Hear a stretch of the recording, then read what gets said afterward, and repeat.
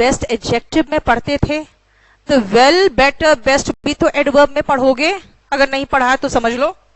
और दूसरी बात है कि यहां पर आप कह रहे हो ठीक है ये तो एडजेक्टिव है, लेकिन खुद सोचो, मैंने कहा सब्जेक्ट, वर्ब, क्या, और देखो ना माई डिटर्मिनर। एक तो सबसे पहले आप ऑब्जेक्ट के प्लेस पे लगा रहे हो और डिटर्मिनर के साथ लगा रहे हो, तो ये क्या है? बोलोगे नाउन। मतलब जो मैंने नियम बताया उसके अकॉर्डिंग तो डिटर्मिनर के बाद तो नाउन आता है। सही है। आपसे कौन पूछेगा आपकी गुड, बेटर, बेस्ट क्या है? आपको इस सेंटेंस में पूछ रही हूं क्या है, तो आपको पता होना चाहिए कि ये नाउन है। यहां पर इस वाक्य में ये नाउन है। ठीक है। अब आ जाओ फोर्थ में। देखो जरा, एक कहावत है एक, और एग्जाम में आया हुआ कहावत है। क्या दिया था जानते हो? इसको ब्लैंक दिया था। This was a blank given in the exam. To forgive, to forget, पता नहीं क्या क्या 2-3 और एग्जाम्पल्स दिए थे। तो आपको पता होना चाहिए, ऐसे प्रोवर्ब्स भी हमें क्लास में करना पड़ेगा। टू अर्र इज ह्यूमन, गलती करना इंसानी फितरत है। टू फॉरगिव डिवाइन, माफ करना ईश्वर तुल्य है ना। और देखो, टू अर्र इज ह्यूमन, देखो वर्ब के पहले टू अर्र, टू अर्र का मतलब होता है गलती करना। अब कहोगे टू के बाद वर्ब का कौन सा फॉर्म आता है?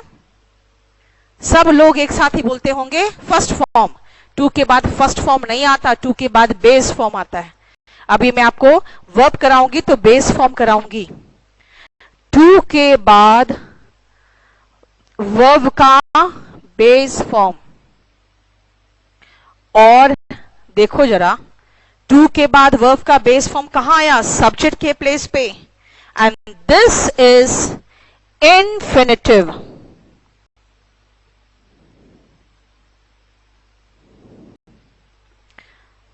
This is infinitive. टू के बाद वर्ब का जो बेस फॉर्म है वो इन्फिनिटिव है। सब छोड़ दो ना, लास्ट सेंटेंस में आ तो जरा। राइड, वॉक, ये सब क्या है? सब वर्ब है। राइड, वॉक, ये सब वर्ब है। Walk, walked, walking. लेकिन मैं उसके आगे आर्टिकल लगा रही हूं, तो समझ रहे हो कि ये जो वर्ब का फॉर्म है राइड एंड वॉक, वो भी तो वर्ब का के बावजूद भी क्या बना रहा है? नाउन बना रहा है ना। अगर मैं कहूं कि this qualification is a must, देखते हो, must for this exam. This qualification is a must for this exam. कहोगे मस्ट का मतलब तो बहुत जरूरी, तो मैं यहां पर भी तो कहती हूं बहुत जरूरी, लेकिन मस्ट को मैं कोई और फॉर्म ऑफ स्पीच के रूप में नहीं ला रही हूं, कह रही हूं अ मस्ट। तो समझ गए मस्ट क्या है फिर? Of course noun. इसका मतलब है जो भी ऐसे शब्दों के बाद any, some, few, many, my, his, her, your, a and the, इसके बाद जो आता है वो नाउन होता है। कहां आएगा? सब्जेक्ट और ऑब्जेक्ट के प्लेस पे। क्या है ये? कर्ता या फिर कर्म, मतलब करने वाला इस नाउन, और जिस पर काम हुआ वो भी नाउन। इसका मतलब नाम, बस जिस चीज का नाम रख दो। दुनिया में जो चीज पहली बार दिखता है सबसे पहले पूछते हैं इसका नाम क्या है, तो नाम मतलब नाउन। Got it? बोलो कोई प्रॉब्लम यहां तक? उतारिए फटाफट।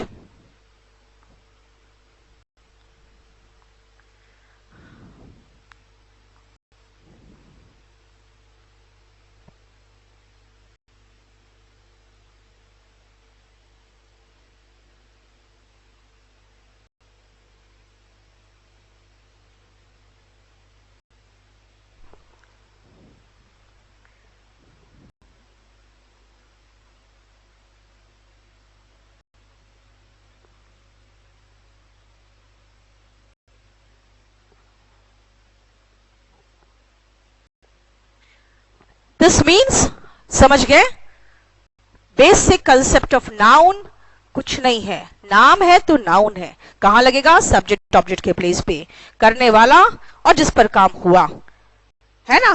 कैसे पहचानेंगे? एक तो उसके प्लेस से पहचानेंगे, एक उसके पहले डिटर्मिनर होगा या आर्टिकल वगैरह जो भी दिखता है। डिटर्मिनर मतलब उसके अंदर ही आर्टिकल आ गया, उसके अंदर ही माई, हिज, हर, सम, फ्यू, मेनी सब आ गया। उसके बाद जो होगा वो नाउन होगा। क्लियर? अब सुनो, मैं क्यों कह रही हूं बार बार नाउन होगा नाउन होगा। भाई मैथ्स जब पढ़ते हो ना आप, तो आपसे एक्सपेक्टेड रहता है कि आपको प्लस माइनस डिवीजन मल्टीप्लिकेशन आता होगा। लेकिन जैसे मैं कहती हूँ ना भाई देखो एडजेक्टिव है ना, नाउन के पहले आया तो एडजेक्टिव है ना, तो तुरंत होता है कि नाउन क्या है पहले ये तो बता दो, एडजेक्टिव बाद में देखेंगे। तो इसीलिए समझने के लिए पहले हम बेसिक कंसेप्ट एकदम बहुत आसान तरीके से आपको समझा देते हैं। अब आइए नेक्स्ट पार्ट ऑफ स्पीच में, that is pronoun.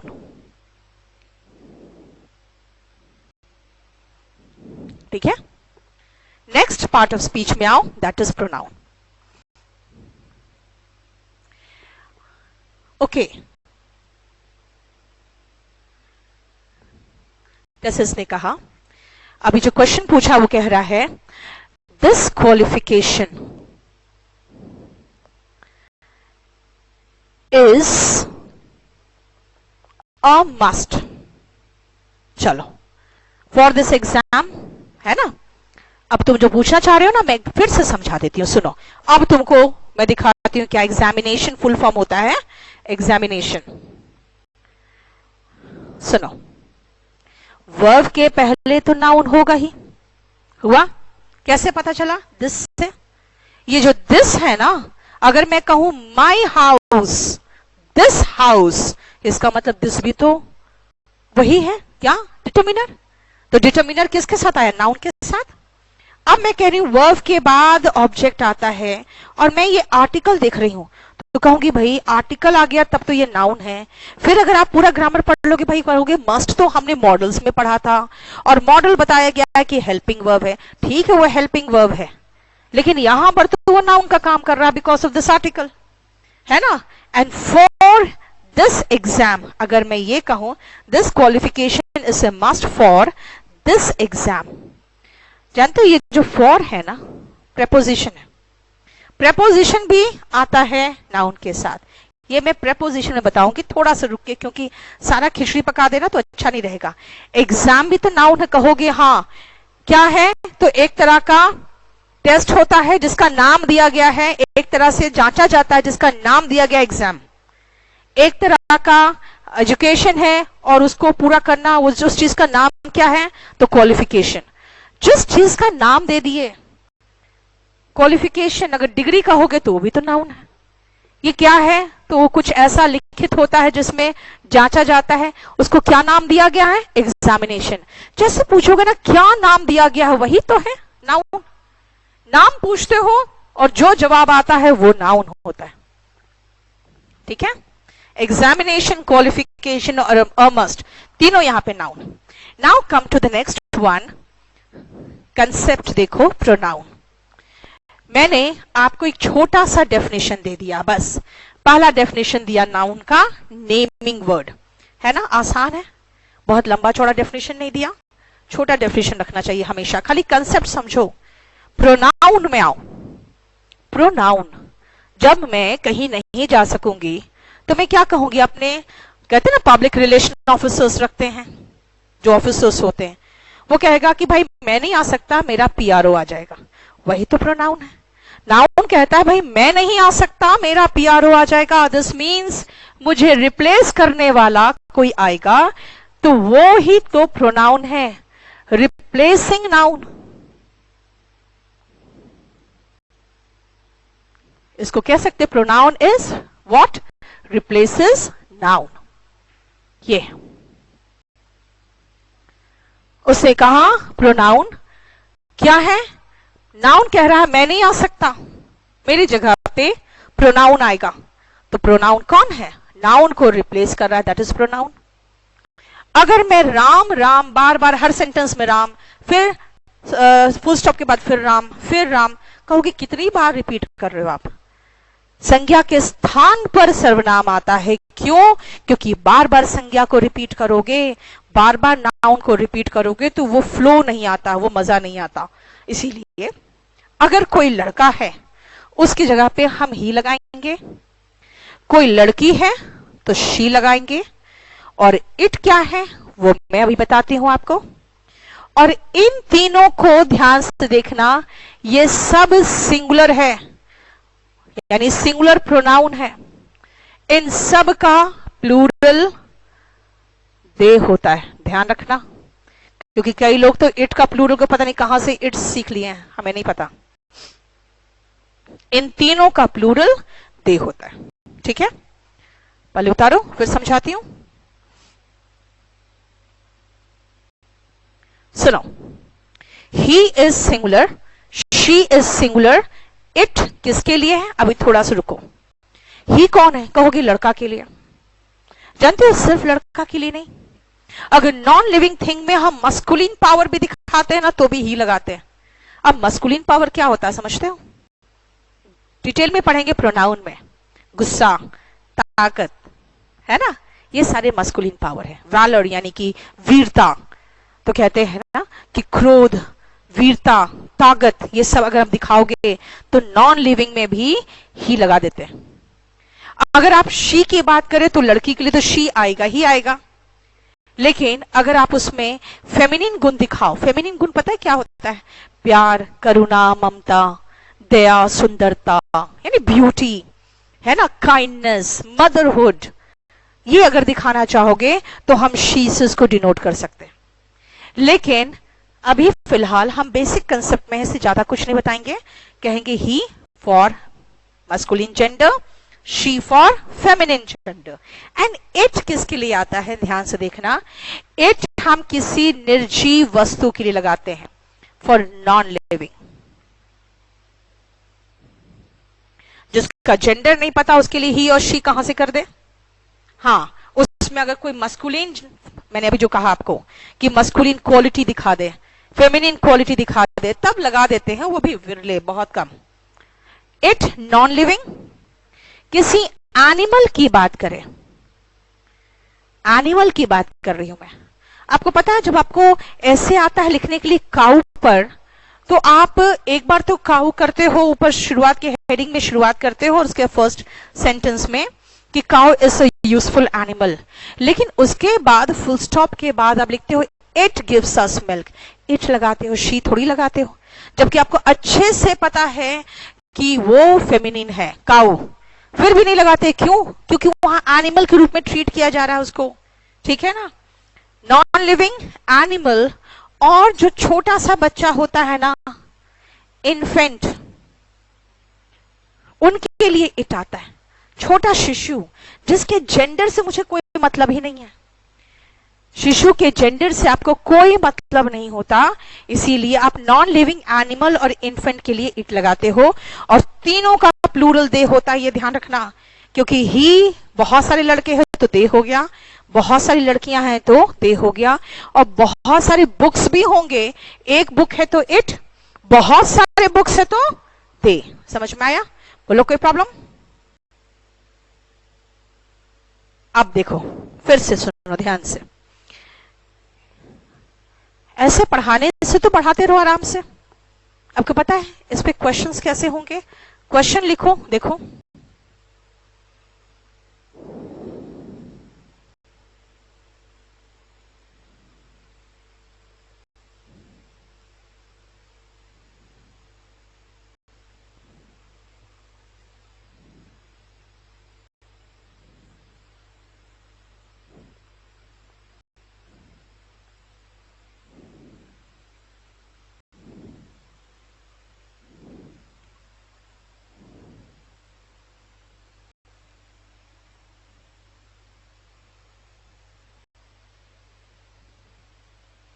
It being a rainy day I will decide नहीं होगा बेटा, it being a rainy day I decided होगा, क्योंकि आप रेनी डे आ चुका तो विल तो डिसाइड फ्यूचर होगा, अब फ्यूचर में रेनी डे आएगा, वो क्या कर रहे हो आप? बीइंग का मतलब आज है, ठीक है, यानी कि हो रहा है। अब आई डिसाइडेड या आई डिसाइड करोगे, बेटर होगा कि रेनी डे होने की वजह से मैंने डिसाइड किया, तो आई हैव डिसाइडेड कर दो या आई डिसाइडेड कर दो। चलो, वो डाउट्स था किसी का, वो मैंने बता दिया। अब आओ ध्यान से, before giving the medicine to the child shake it properly. देखो ध्यान से, हमने कहा इट, क्वेश्चन कैसे आया? देखो कितना अच्छा क्वेश्चन है ये। मेडिसिन चाइल्ड को देने से पहले शेक इट। अब मैं इसके पहले मेडिसिन भी यूज कर रही हूं, इसके पहले चाइल्ड भी लगाया है। मेडिसिन मतलब नॉन लिविंग, चाइल्ड मतलब इन्फेंट की जगह पे लगा दिया है, ठीक है। Shake it properly. अब ये शेक किसको करना है, मेडिसिन को कि चाइल्ड को? किसको हिलाए, बच्चे को कि मेडिसिन को? आप कहोगे ऑफ कोर्स सबको पता है मेडिसिन को हिलाना है, लेकिन एक बात बताओ, कहां लिखा है मेडिसिन को शेक करना है? आप तो मेडिसिन ज्यादा दूर है, इट के नजदीक तो चाइल्ड है, तो चाइल्ड को मैं शेक कर दूं? भाई कॉमन सेंस की बात है, कॉमन सेंस ठीक है, हम जानते हैं। भाषा में क्लैरिटी होना चाहिए, यानी जो मैं बोलना चाह रही हूं आप वही समझो। कहते हैं आधे युद्ध तो इसलिए होते हैं कि मिसकम्युनिकेशन के कारण ही आधी लड़ाइयां होती है। तो कम्युनिकेट तो सही सही करो, जो बोलना चाहते हो वो कम्युनिकेट करो। ये सेंटेंस इंप्रूवमेंट का क्वेश्चन आया हुआ है। क्वेश्चन इस तरह से, सेंटेंस का जो इंप्रूव फॉर्म था वो ये था,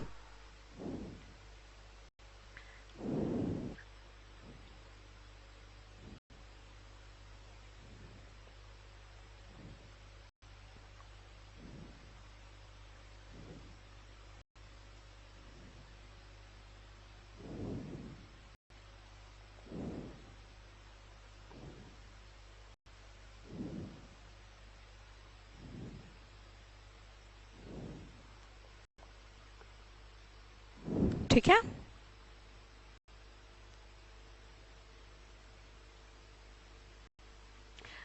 डिसाइडेड के बाद तो टू के बाद तो वर्ब का बेस फॉर्म ही आएगा ना, तो स्टे ही रहेगा, है ना।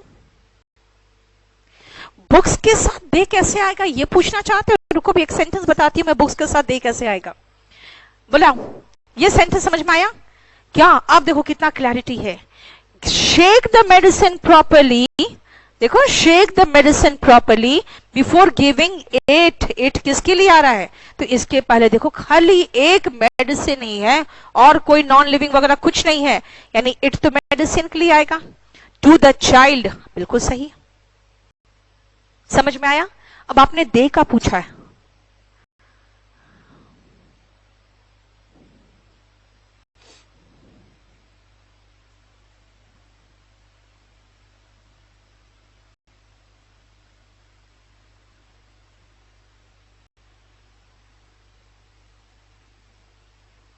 अब मैं ये कहना चाहूंगी कि ये जो किताबें हैं ना ये मुझे बहुत पसंद है, ये किताबें मुझे बहुत पसंद है, ये बहुत उपयोगी है। कैसे बोलूं अब?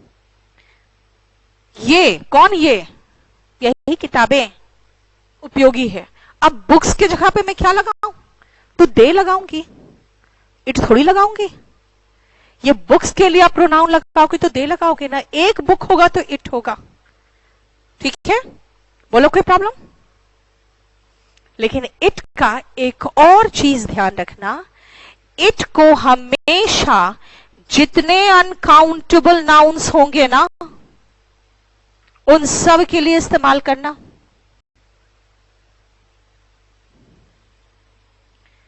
ठीक है। क्यों? अब बताओ, जिसकी गिनती ही नहीं कर सकते हो उसका देख कहां से बनाओगे? और जिनकी गिनती नहीं कर सकते हो वो स्त्रीलिंग पुल्लिंग भी तो नहीं होगा, यानी कोई नॉन लिविंग ही होगा। एक तो नॉन लिविंग होगा और उसका प्लूरल बन ही नहीं सकता। अगर मैं बिहेवियर के लिए, पेशेंस के लिए, नॉलेज के लिए, होप के लिए कहूं कौन सा प्रोनाउन आएगा, तो कौन सा लगाओगे? कहोगे होप, नॉलेज, पेशेंस, सब्र, है ना, बिहेवियर, व्यवहार, ये सब तो अनकाउंटेबल है। अनकाउंटेबल के लिए हमेशा इट आता है, ठीक है। अनकाउंटेबल नाउन के लिए हमेशा इट का प्रयोग होगा। बताओ कोई प्रॉब्लम है तो? देखो, सो रिमेंबर, सबसे पहले हमने आपको जिसमें कंफ्यूजन है वो बताया, ये कंफ्यूजन वाले मैंने आपको कंप्लीट कराए। और आ जाए अब आई का प्लूरल, हम लोग वी, है ना, और यू का प्लूरल यू ही होता है। अगर मैं आप सबको कहूं यू मस्ट वर्क हार्ड, मतलब आप सबकी बात कर रही हूं, और किसी एक को कहूंगी यू आर रॉन्ग, इसका मतलब है कि आपका आंसर गलत है, तो कहूंगी योर आंसर इज रॉन्ग। इसका मतलब है कि यू आर रॉन्ग यानी कि आपकी बात कर रही हूं, यू आर राइट यानी कि सिर्फ आपकी बात कर रही हूं। और अगर मैं कहूंगी आप सबके लिए तो भी यू लगाऊंगी। This means singular and plural दोनों के लिए यू का प्रयोग होता है। अकेले के लिए आई और हम सबके लिए तो वी आएगा। कोई प्रॉब्लम प्रोनाउन से तो बताओ, प्रोनाउन का कंसेप्ट में कहीं कोई प्रॉब्लम हो तो बताओ। सो दो small definition we have done, और वो है नाउन एंड प्रोनाउन का। First is naming word and the second one is replacing noun. बताओ जेंडर बेसिस पे मैं समझा दूं आपको कि देखो जेंडर का मतलब होता है लिंग का आप निर्धारण कर रहे हो। मैंने आपको अभी सिर्फ यही कहा ही मतलब लड़का, शी मतलब लड़की। मैं आपको जब प्रोनाउन बताऊंगी तो कहूंगी देखो कोई अगर मैं कहूं the sun shines with all his fury, fury मतलब होता है गुस्सा, इन जून, जून में पूरे गुस्से से चमकता है, तो मैंने क्या कहा the sun shines with all his fury. गुस्सा, ताकत है ना, वीरता, ये सब हम दिखाते हैं मर्दों में, वही होते हैं मर्दों में तो होते हैं। प्यार, करुणा, ममता, दया, सुंदरता सब किसमें होता है? तो देखो मैंने थोड़ी बनाया है, जो लिखा है वो बता दे रही हूं। बताओ चलो, लेकिन ये सब हम लोग प्रोनाउन में डिटेल में करेंगे। अभी फिलहाल मैं आपको सिर्फ बेसिक कंसेप्ट बता रही हूं। बताओ she and he can be used rather than gender. मैंने बता दिया आपको। We use he for all non living things that show masculine qualities like anger, bravery, okay, like you can say valor, ये सब, strength, courage, and for all kindness, beauty, mercy, motherhood we use she if that is shown in the sentence. Otherwise he for male and she for female. हो गया? चलो next we have done two parts of speech, है ना? Now coming to the third one, that is verb. Very important, very important. The reason is English में ये verb ही तो है जो सारा मामला सेट करता है कि करती हूं कि करती थी कि करूंगी क्या। सब्जेक्ट के तुरंत बाद verb आता है। And verb is very important because it says I run, I go, I teach. देख रहे हो? This means some action. I walk. This means some action is there. But if I say I am a teacher, यहां कोई action तो नहीं दिखा। I know you, यहां भी तो कोई action नहीं दिखा। So verb में know भी तो आएगा एंड वर्ब में रन भी तो आएगा। तो फिर ये डिफरेंस क्या है? बिकॉज एक जगह पे when you say I run, I go, I teach, this means this is a doing word that shows action, this shows action. But if I say I am a teacher, I know you, I love him, ये सब कोई action नहीं है, ये सब एक state of mind है, state of mind है। This means this is not doing word, it is state verb. State, this means verb क्या है? Verb is that denotes action और स्टेट। That's it. खत्म। कैसे? मैंने कहा आपको you will have to learn all the verbs by heart, और आपके पास अभी कुछ समय है क्योंकि अभी देखो क्लास की शुरुआत हुई है। We will go slow, very slow now, क्योंकि देखो एक तो बहुत अच्छा मुझे एक रिस्पॉन्स मिला है। तो जनरली जो ऑफलाइन पढ़ाते हैं उनको वैसा ऑनलाइन रिस्पॉन्स नहीं मिलता, और मैं फ्रैंकली बताती हूँ कि मुझे बड़ा आश्चर्य होता है जब मैं ऑनलाइन के कुछ टीचर्स को पढ़ाते देखती हूँ जिसका प्रोनाउंसिएशन एक्सेंट ही स्ट्रेट बताता है they are from Hindi medium, they are trying to teach English, और वो सिर्फ नियम कानून ही पढ़ाते हैं। They don't know how to teach language. मैं जब इस फील्ड में आई ना, मुझे बहुत लोगों ने कहा कि भाई आप एलएलबी ग्रेजुएट भी तो हो, आप लॉ का कोई सब्जेक्ट पढ़ाओ, उसमें ज्यादा पैसा है, तो आप कोई लॉ का इंस्टीट्यूट खोलो, आप ऐसा इंग्लिश का खोले हो जिसमें कुछ भी पैसा नहीं है, क्योंकि यूपीएससी वाले जब खाली होते हैं तो स्पोकन करने आ जाते हैं, और उनका एक कंपल्सरी इंग्लिश होता है जिसको पढ़ने आ जाते हैं थोड़ा बहुत, और आपको 1000 रुपया देते हैं। जहां वो अपने सब्जेक्ट करते हैं, मैं 2005 की बात कर रही हूँ, वहां पे वो 20,000 25,000 एक सब्जेक्ट का देते हैं। आप कुछ सब्जेक्ट पढ़ाओ। उस समय मैंने कहा था कि मुझे इंग्लिश और मैथ्स यही 2 सब्जेक्ट है जिसको मैं शुरू से ट्यूशंस वगैरह